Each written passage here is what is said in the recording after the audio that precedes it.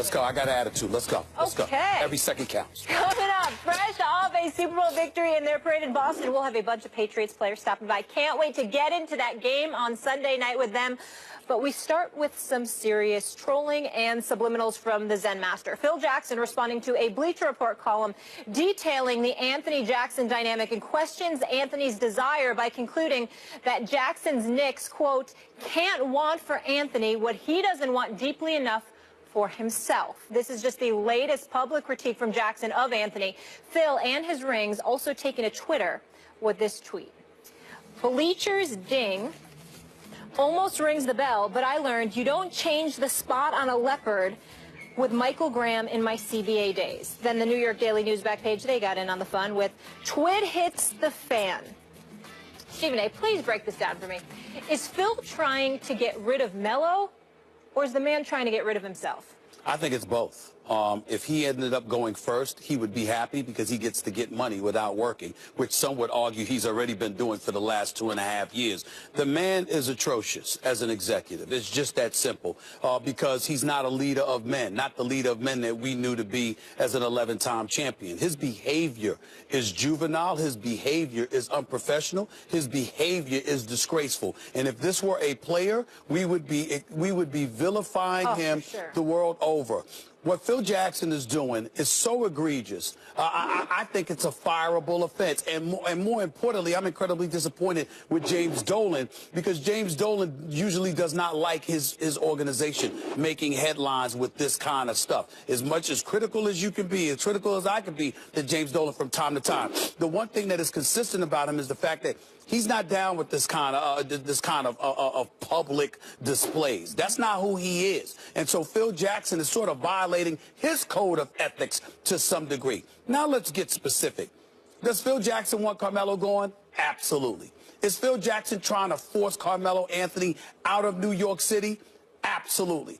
Here's why I put Phil wanting to leave up there with Melo, wanting to push Melo out the door.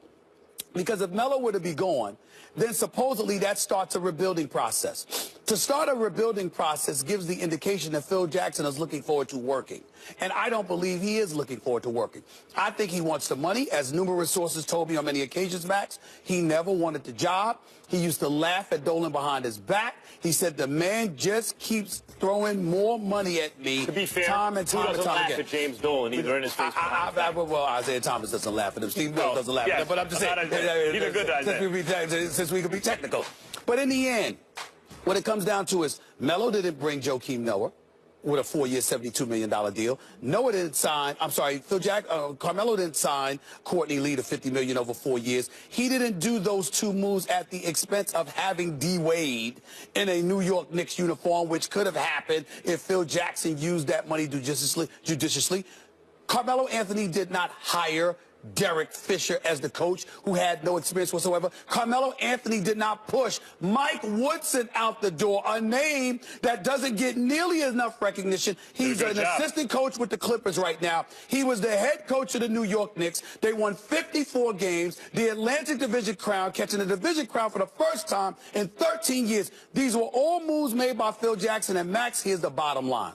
Phil Jackson is trying to find a scapegoat to cover over and gloss over the stuff that he did.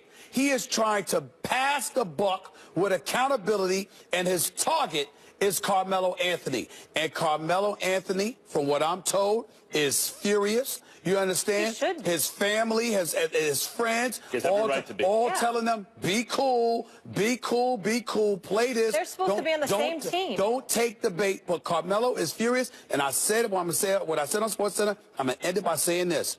I cannot emphasize this enough. And I'm looking into the camera.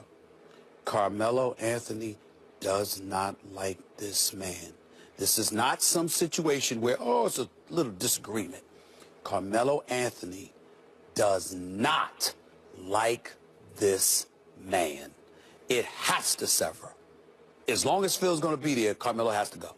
Nor should he like Phil Jackson the way Phil Jackson's treated Carmelo. You know, it's easy. You and I will debate Carmelo, and I think he's overrated, and you think he's rated properly or whatever it is, and it seems like I'm anti-Carmelo. I'm not anti-Carmelo. Carmelo's an excellent player. I don't think he's a top 10 player, but he's an excellent player. A great player even. He'll be in the Hall of Fame. He'll deserve it. by all accounts, a good dude, has given what he has to the city of New York, to the Knicks franchise, has the best intentions there, doesn't deserve this. The question as to whether Phil is trying to get rid of Carmelo or himself, I think is clearly Phil's trying to get rid of himself. And I'll tell you why. First, if you want to get rid of Carmelo Anthony, if you really want to trade him and rebuild, you want stuff for him. Yeah. I mean, Phil's been terrible. Gave away Tyson Chandler, got nothing back. Used Iman Shumpert, who was cheap and considered a good commodity, to leverage himself out of J.R. Smith, who it turns out is still good, but wanted to get rid of actually a reasonable contract for J.R. Smith. Didn't really get anything back for that. Signed Joakim Noah to a terrible deal. You know, all those things. He doesn't get value for his assets, and he's made bad decisions. If you really want to move Carmelo, what I would do, what any sensible person would do, you'd sit down with Porzingis and Carmelo. You say, you are the future. We're obviously not ready to win yet. This is what we need to do. This man has to be, meaning Carmelo, the centerpiece of the offense. We want to get as much back for you as possible. In return, you know, we're going to run the offense through you. Your stats are going to look great. We're going to try and win as much as possible, make it look as good as possible, inflate the asset. You want to go to Cleveland or L.A.? You know, we think we can get Kevin Love from Cleveland, or maybe we could even get Blake Griffin from L.A. He's going to be a free agent. Things haven't always been so smooth there. Hurt a lot, all those kind of things. Maybe we could even dream big like that. That's what you would do if you're really trying to get rid of Carmelo.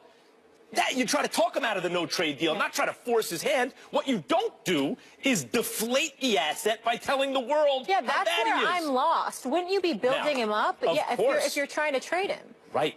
What Phil is trying to do is get fired because he's about halfway through with that $60 million deal. He'd like the rest of the $30 million without having to work, it seems to me. And what's the tip-off?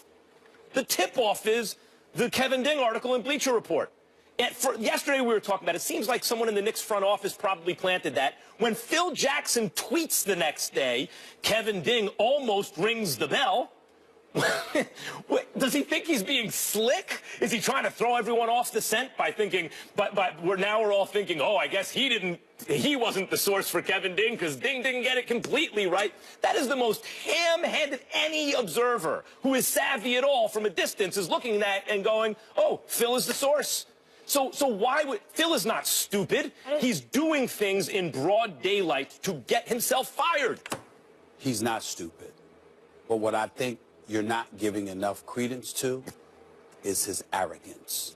Phil Jackson is so arrogant. He believes he's so above the fray that everyone else are mere peons compared to him. I know this for a fact because of how other executives and other, front office executives, coaches, and the like in the league don't like him because of how aloof he is and has been when it comes to them. They look at him and they say, who the hell does he think he is? Because they detest the fact that he's revered as this 11-time champion. He got MJ in his prime with Pippen on the come-up. He had Shaq in his prime with Kobe on the come-up. He had Kobe in his prime with Gasol on the come-up.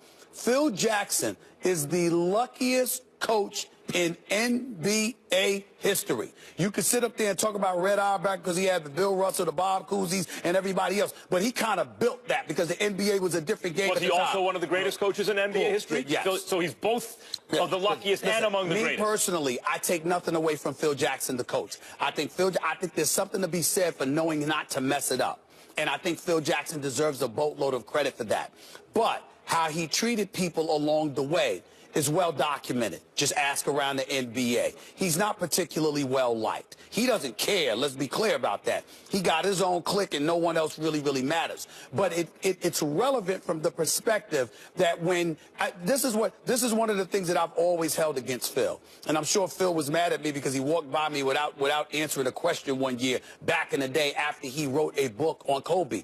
I called him out on it. Here's why I called him out on it. You win championships. You decide you're stepping away from the game, and then you write a book about Kobe. To me, that's a betrayal. It's similar to what I believe George Karl did. And I like George Karl, but I don't believe you do that. I think Phil did that, and then when he was coming back, Kobe was willing to mend those fences because after Phil was gone, they weren't winning. Kobe wants to win championships. And he put winning ahead of it, which elevates a level of credence with Phil as a coach. Yes. But it also highlights him as a person.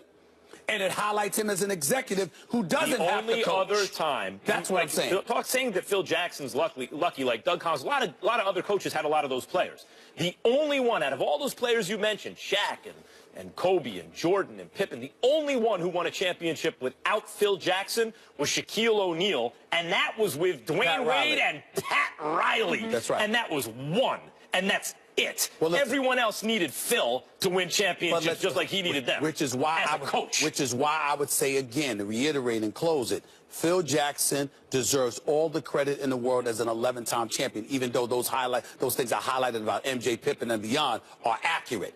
But what it points to is the level, is what he is, as what he appears to be, rather, as a person. Because, again, the writing of the book, the things you were willing to say, and then on top of it all, you become an executive, but you're trying to coach from the stands. He's trying to get rid of himself, I claim. I mean, obviously both, but more one or the other. He's trying to get rid of himself. What are you saying? Agree? Yes. He's trying to get rid of himself, right? Trying to get himself fired. But along the way, he don't mind getting rid of Melo, too. Sure. That's how bad he is. Sure. Fair enough. Well, if you're leaving, We're going to continue this conversation, but I want to bring in somebody else's take. So this is obviously just the latest public critique from Jackson of Anthony, who, let's keep in mind, the Knicks, at Phil's request, have shopped to other teams in trade talks. Here's Charles Barkley talking about Phil earlier today with Greeny and Golick on Mike and Mike. I don't think it's gone as bad as people are making it out to be.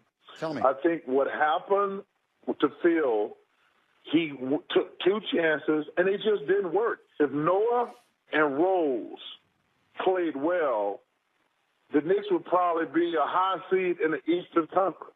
We'd be having a totally different conversation because now he's stuck with Rose. He's stuck with Noah because he got him for 3 more years. But until he gets rid of Carmelo, he's really just screwed. And I think that's what's got him madder than anything.